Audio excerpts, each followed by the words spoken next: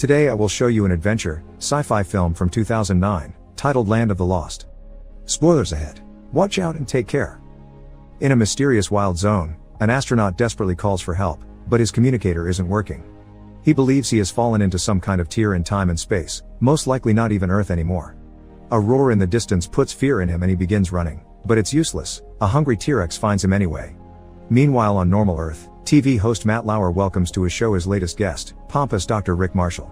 Rick has been studying quantum paleontology, which is based on the theory of time warps and has taken $50 million of research. He's even written a book about it, and now he's asking for more funds. Matt of course finds the idea of parallel dimensions laughable, and he points out every important scientist in the field calls it nonsense, which angers Rick and makes him leave the studio. But he comes back when he hears Matt say he's out of his mind, intending to fight him, only to be stopped by security. 3 years later, Rick is making a presentation on tachyons, subatomic particles that move so fast that they travel backward in time. He's designed a device, the tachyon amplifier, that should allow them to travel sideways in time to another dimension where past, present, and future all meet. Sadly, his audience doesn't care much. It's just a bunch of kids on a class field trip and they only have silly questions to ask. Giving talks for kids at a museum is the only job Rick could get after the incident on TV. But one person does seem interested in his research, doctoral candidate Holly Cantrell, who visits Rick and tells him he's brilliant. She thinks he should finish building the amplifier because his theories are right, and to prove it, she takes out an ancient fossil with an imprint of a modern lighter. She found it in the desert, surrounded by crystals that radiate tachyon energy, like the one she's wearing on her necklace. Rick looks at the fossil, takes out his own lighter, and puts it on the imprint. It fits perfectly. This gives him back the hope he had lost. The next day, Holly comes back to check on him again and finds him waking up from a food coma.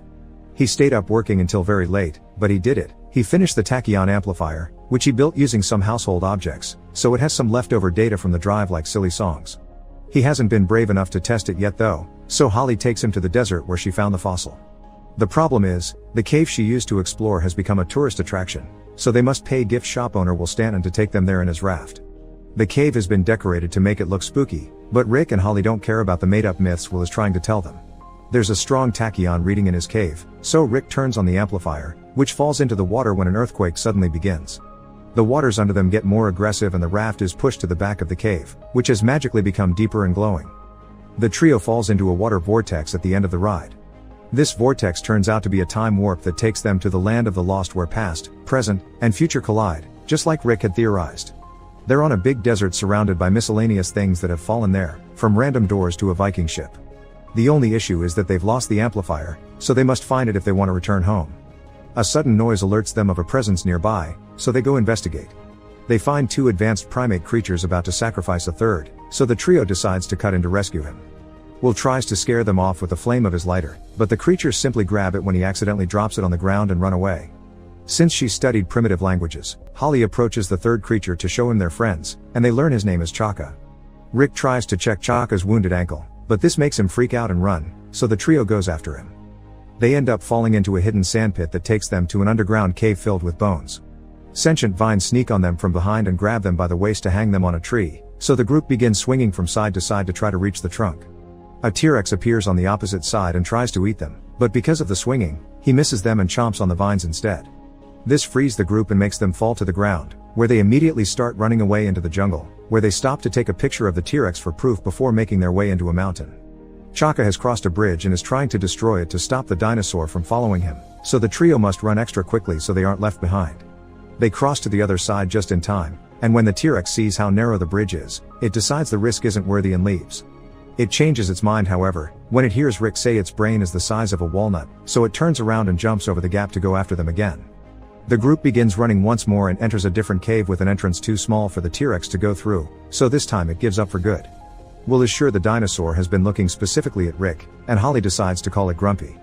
Inside this cave, Chaka finds the skeletons of two humans and a bunch of their stuff, including a record player, so they decide to camp there for the night.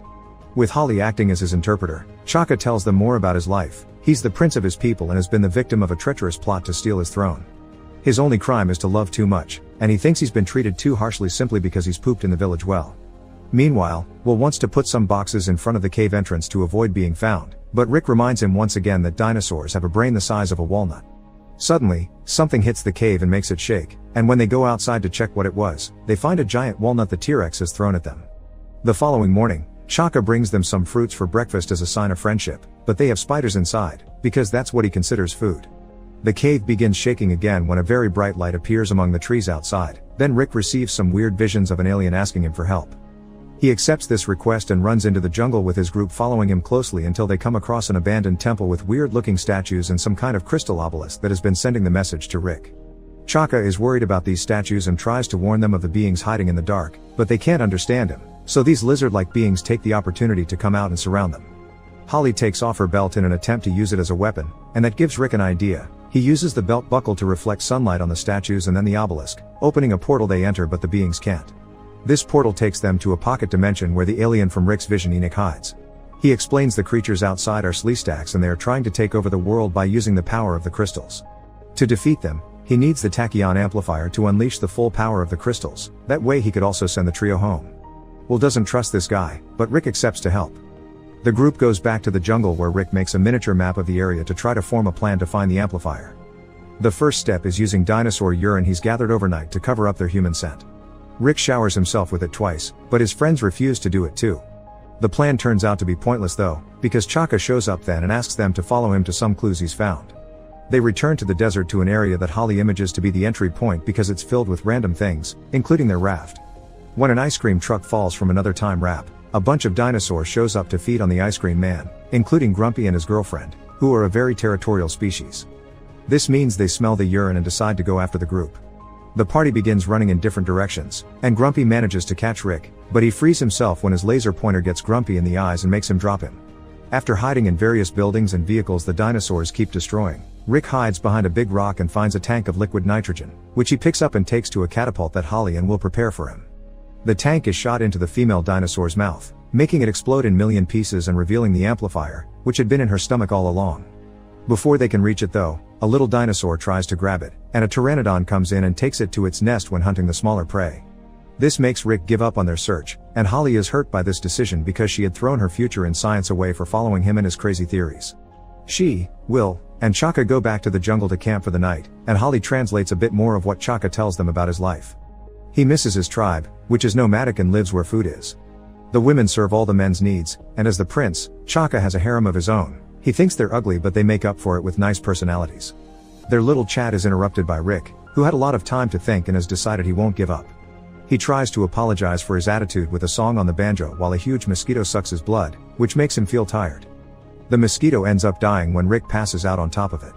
The next morning, Rick doesn't notice the giant welt on his back. He just guides the group to the volcano where the dinosaur nest and the amplifier are. Very carefully, Rick sneaks among the eggs without touching them and reaches the amplifier, which has been playing music all along. When Rick turns it off though, the eggs start hatching, because what has been keeping them asleep is the music acting as a lullaby. Rick can't find a way to turn the amplifier back on, so he starts singing, and his friends soon join him, even Chaka, who proves to have a wonderful singing voice. The baby dinosaurs go back to sleep, and the group manages to escape with the amplifier. To celebrate their success, they return to the desert and have fun in the pool, where Chaka shares some fruits with Rick and Will as it is tradition in his village. These fruits turn out to be opiates, so while the three men wait for the effects to pass, Holly tries out the amplifier. It makes another crystal obelisk appear in the middle of the desert, and she enters it to find a cave inside with dinosaur eggs, so she keeps one. There is also a hologram with a message from the natives with a warning. Enoch is actually the bad guy and he's trying to get the power of the crystals for himself. Before Holly can run back to tell her friends though, she's captured by a Sleestak. Meanwhile, the men fall asleep after eating a giant crab that fell in a hot spring and got boiled. The following morning, they discover Holly is gone, so Rick sends Chaka on a mission while he and Will explore the obelisk cave. There are Sleestaks guards around taking a break to shed, so the men steal their shed skins to put them on and pretend to be Sleestaks too. They follow the creatures to the temple where Holly is in a cage about to be lowered in lava for having helped Enoch, so now Rick and Will know the truth as well. The Sleestaks want to capture them too, so Rick jumps on Holly's cage and begins swinging it from side to side to hit each creature and push them into the lava. The two of them jump out of the cage before it falls and they kiss, then Holly tells them to hurry up and leave before Enoch finds them. There's a little problem though, they had already sent Chaka to get him. Enoch appears then with an army of Sleestaks he's mind controlling with a crystal of his own and steals the amplifier before making Grumpy appear to take care of them. Rick decides he mustn't run anymore, so after sending Holly away for her own safety, he confronts the T-Rex. He tries to use some of the fireworks Will had in his pocket, but they don't work, so he throws them away together with his lighter, which creates the fossil Holly found. Next, He uses a staff the Sleestack priest had been holding to try a pole vault, but Grumpy simply swallows him when he's in the middle of the air. Since Rick was his only goal, Grumpy ignores the others and leaves, so now the Sleestacks return to the temple. Enoch enters the obelisk and begins working the amplifier on the crystals while the group tries to fight off the Sleestacks, but there are too many of them. Suddenly, some powerful help arrives. It's Rick riding on Grumpy, who easily defeats all the enemies that surround them. Holly and Will want to know how he's alive, so Rick tells them Grumpy pooped him out, and when he was making his way out, he dislodged some intestinal blockage. Grumpy is thankful for that, so the two of them are now friends. The group enters the obelisk portal and finds Enoch, who has already opened a time wrap to Earth. Rick jumps on him and wrestles him on the ground, but when Will tries to help, he tilts the crystal tray and makes one fall, shattering it. This causes the door to close, so Rick thinks quickly and grabs Holly's crystal necklace to replace the one that broke. The door opens again, so Rick and Holly rush towards it to escape, but Enoch grabs Will and prevents him from doing the same. With the help of Chaka, Will pulls a wrestling move and captures Enoch before telling his friends to leave without him. He barely had a life back on Earth, so he is staying here with Chaka and starting over. Holly and Rick enter the portal and return to Earth, right at the entrance of the tourist cave in the desert. Meanwhile, Chaka takes Will with him to meet his tribe, where the women he called ugly are actually very human-like, so Will is happy to befriend them. A year later, Rick appears on TV again to rub his success on Matt Lauer's face. He shows everyone a dinosaur egg Holly brought with her, and promotes his new book that has been titled after Matt, which causes him to jump on him to punch him. After the show is over, the egg hatches while resting on the table, and reveals it's not from a dinosaur. There is a baby Sleestack inside. Make sure to subscribe and turn on notifications so you can watch more videos like this. Thanks for watching.